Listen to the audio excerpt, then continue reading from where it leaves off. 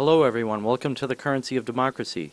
This is a libertarian opinion show that shows how the government is growing, the dollar is losing value, and you should be fed up. Today we're going to talk about how the Fed is under increased scrutiny by the people and by Congress. We're going to talk about the difference between fiat currency and hard money. We're going to talk about how our debt to China, our wars, and our welfare state, like Social Security, Medicare, Medicaid, they all contribute to our inflation and taxation. This video that you see here was taped on November 22nd, so last month, about 2 weeks ago, and it was held outside of the Federal Reserve Building in Boston on Atlantic Avenue. And gold prices are up, silver prices are up.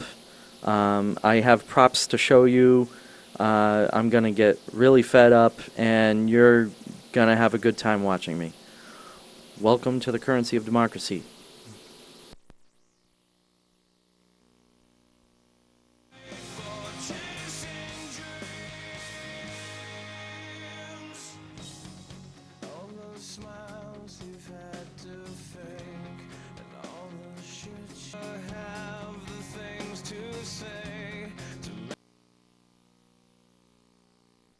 Hello everyone, welcome to the Currency of Democracy.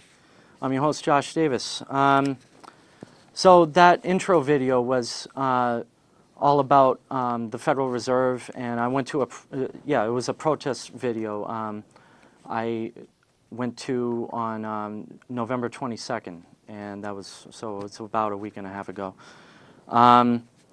So I want to talk basically about the status of H.R. 1207, the bill to audit the Fed. The Federal Reserve is trying to say that if they were to be audited, they'd lose their independence, and it would be highly politicized right after that. And that's simply not true. It's already politicized because the president appoints the chairman, which is happening right now, by the way.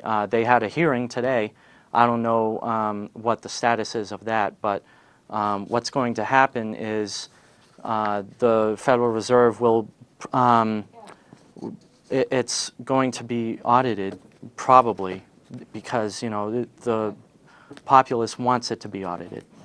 And this is, you know, this ridiculousness with the political figures and all this other stuff, it's, you know, it's all laid out right here. And the Fed, which I bought, you know, I'm not all the way done with it. I'm like on page 116 of 212. So anyway, but I'm getting there. And Ron Paul has four different arguments to end the Federal Reserve and get back to hard money. And yeah, there's a philosophical case, a constitutional case, an economic case, and a libertarian case. There's, you know, the most obvious one is the economic case, because, you know, you can't just print money out of thin air. But yeah, I'd like to continue with that video, because I had speakers. I was able to get the audio of the speakers that I taped, but I never got the audio of the people that I interviewed, which stinks. I am so mad. But yeah, as Johnny would say, please roll it when you can. Since we know now that ignorance is strength, it's our job to end the ignorance. And when we end the ignorance, then we will end the Fed. Yeah. We must fight to do this, because if we don't, the only thing left for us and our countrymen the only thing left for them to do would just be to learn to love Big Brother. And we don't want that to happen. But back when we were on the gold standard, The free market made those decisions for us. People bought and sold gold, and you didn't have to have someone saying that we're going to lower the rate or raise the rate. It was the people who made that decision for themselves. Jack was doing a lot of things, a lot of great things for this country that were stepping on the toes of the powers that be. One was he signed an executive order to remove all personnel, not just all troops from Vietnam. That was an executive order. There's no doubt what he wanted to do because he signed it. He signed this order. The other thing that he was trying to do that most people don't know about is he reintroduced the Lincoln greenback. The Lincoln greenback is a fiat. It's a fiat currency. It's also known as the United States note. I have in my hands an uncirculated 1963 United States note. Now, what is the difference between a Federal Reserve note and a United States note? The difference is this is printed from the Treasury, the full faith of the American people, and it bears no interest to the private European bankers of the Federal Reserve. Why do we have to pay European bankers to use our own money? That's a question that Jack Kennedy, you know, was resolving by reintroducing this currency. Anybody that wants to take a look at this, you can. He was the last president. All presidents have the ability to do this. Jack was the last president to do this, to introduce, yes, a fiat money. It's not the best. It's not as good as gold and silver, but it's better than paying interest to the private European bankers of the Federal Reserve. Thank you for that, John F. Kennedy. May you rest in peace. Gunned down on this day in Dallas 46 years ago. To thank everybody. It's always a pleasure to come out and speak at a worthy event like End the Fed, and never before has there been a need for this group of people to be here on a day like this. We're here today not only to again push for ending the Fed, but first an audit. We'll do it right, we'll do it above the boards, and we'll show America why this Federal Reserve System that we have needs to go away. It is fleecing the Americans of their tax dollars. It is redistributing the wealth to other nations.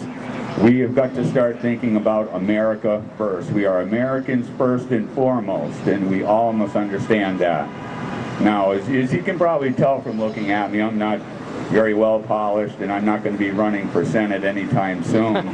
But you know, I do try to take a lead role in my community. I believe that the best security is local security, and I work very closely with a lot of departments in my town and neighboring towns, and I found that there are a lot of people like us out there, many people who feel so beaten down, they feel that their voice doesn't count anymore. And we have got to reconnect with these people. The majority of the voters out there, better than 65% polled, think that they have no faith in their government. They want to change. We've got to stop falling for that party baloney. Democrats and Republicans do not have the answer. Not the ones running the party now. That's not what we're seeing. As Tom alluded to, when we went out to Minnesota, I spent the week with real conservatives, and it was very refreshing. I also got a chance to see how the parties are run, and we've got a problem. We've got a problem here in the United States, and the only solution are the people that are standing here today, that are watching this. It comes from you. We've got to take back what is rightfully ours and direct the ship. We have got to take control once again, and we have got to show America and every nation on the planet that our sovereignty here in the state of Massachusetts and every state of the Union still counts. We have a constitution in every state. The one here in Massachusetts is the oldest functioning constitution in the world, and look at what we're doing to it. Our soldiers are overseas right now. They're fighting for freedom, the same freedom we're all talking about, the same liberties. What are they going to think when they come home and find out that we let it go? I only blame this creature here and the ones in Congress for part of this. The rest of the blame is ours. We own that. We let things get to where they are right now.